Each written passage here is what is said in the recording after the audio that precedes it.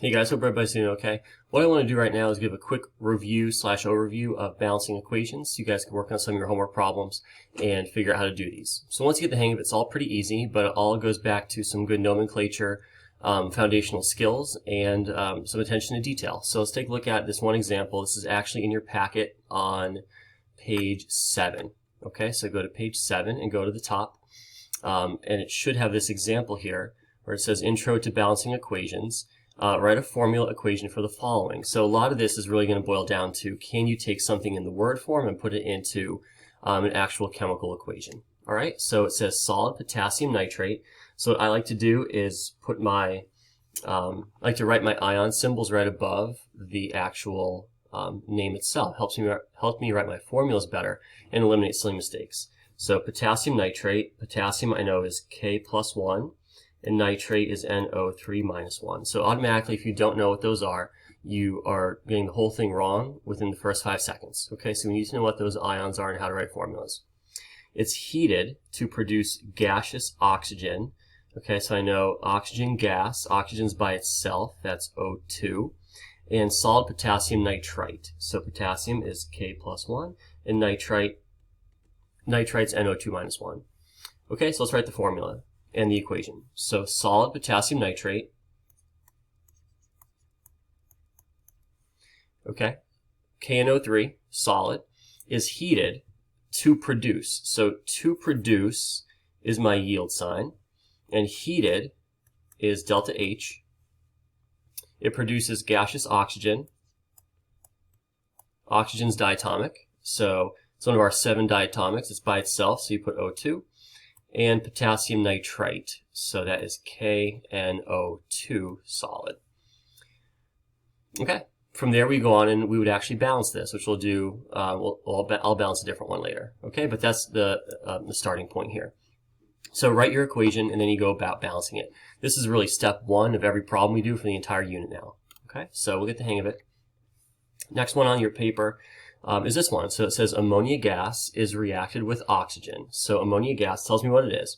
Reacted with oxygen in the presence of a platinum rhodium catalyst to produce, so there's our yield sign, nitric acid. And it says all acids are aqueous. Okay, so let's take a look at it. Ammonia gas, NH3,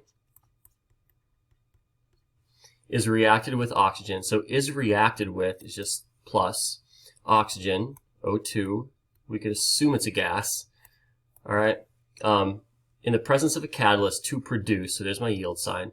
Platinum rhodium is just, platinum is PT, and there's a dash here, so you just do PT dash rhodium, RH. That's not one of the elements you have to memorize, so you can look it up. To produce nitric acid, you should know nitric acid is HNO3, and it says all acids are aqueous, so it's AQ.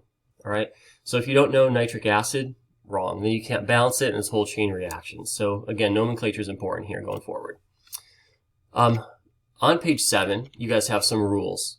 So I'll make sure you have a second to jot those down. So you can write those down on page 7 right now. And a lot of these were kind of addressed in the balancing equations video you watched and lesson you received. So this is just for your reference to make sure you remember some basic things. All ionic compounds add up to 0. Make sure you pay attention to your 7 diatomic elements, and we don't worry about subscripts, right? We want to make sure we add coefficients to balance our equation in the lowest whole number ratio. Okay, so there are a few more practice problems on page 7. I'm not having you do those right now. You could do those for extra practice if you want, but I want you to go to the next page, which is page 8, and this is your homework assignment, so I want to make sure you guys know how to do this. So I'll do the first one with you, and then we'll go from there. So the first one, it gives you a description of an experiment that's happening. And what you need to do is summarize that into a word equation and then a balanced chemical equation. So we want to take the fancy version here, and we want to make sure we simplify that first. So it says calcium phosphate combines with. So combines with is just a fancy way of saying plus, right? Sulfuric acid to produce. So to produce is our yield sign. Calcium sulfate and phosphoric acid. So in the box underneath the description, we want to rewrite this. And it may seem a little tedious, but it helps summarize what's going on. So calcium phosphate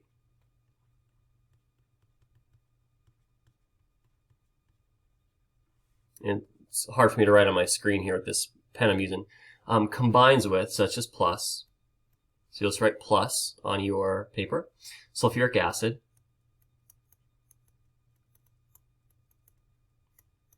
to produce, you'll just put your yield sign, calcium sulfate,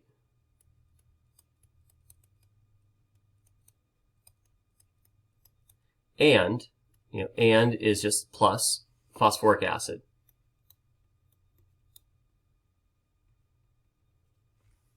Okay, so that's what you guys have for your word equations. So you want to take what you have here, all right, and simplify that into a word equation. So you're going to have to remove some of the fluff or the detail and just boil it down to what are your reactants, what are your products. That's it, okay? What are your reactants, then yields, whatever your products are. You get that from reading. So a little bit of reading comprehension is really all this is.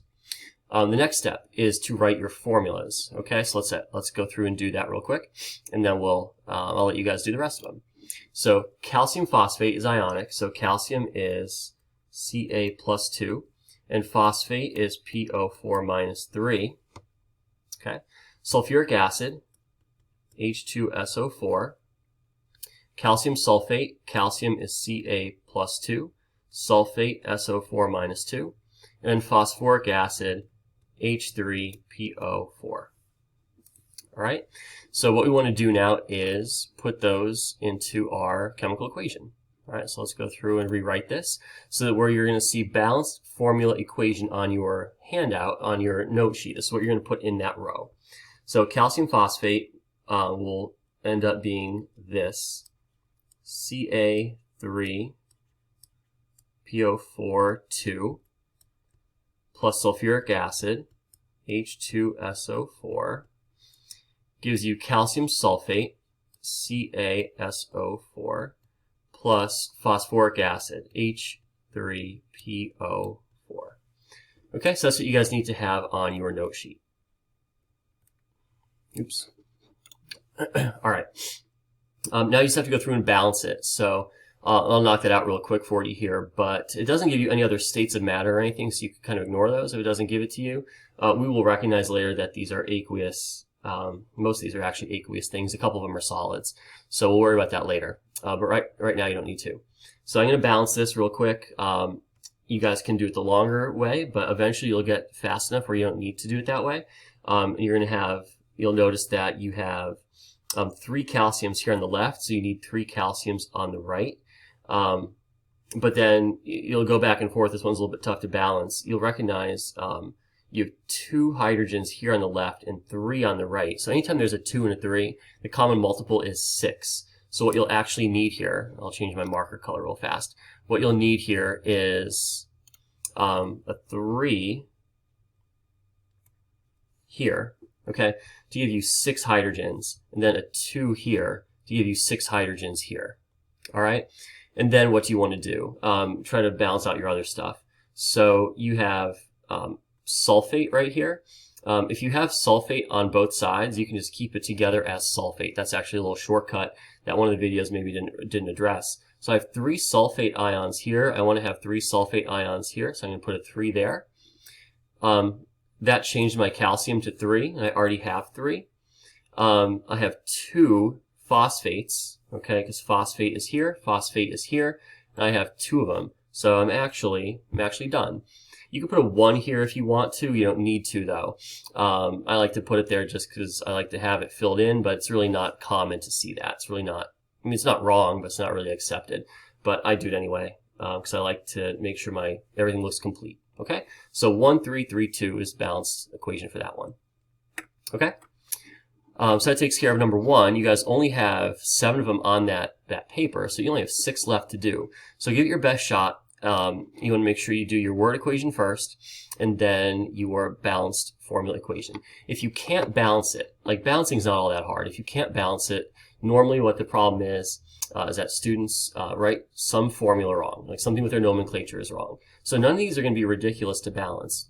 If you have humongous coefficients, 10s, 11s, 12s, whatever, like you just can't seem to do it, you wrote a formula wrong. That's usually 99% of the issue with this. So go back, check your formulas, and then you'll be able to balance it pretty easily, especially with this note sheet. Nothing goes up, nothing goes up into, I don't know, past probably 6. I don't even know, but nothing super ridiculous. Okay, we could go over them in class, see how you're doing, but make sure you put some solid effort into it, and we'll go from there. All right, thanks, guys.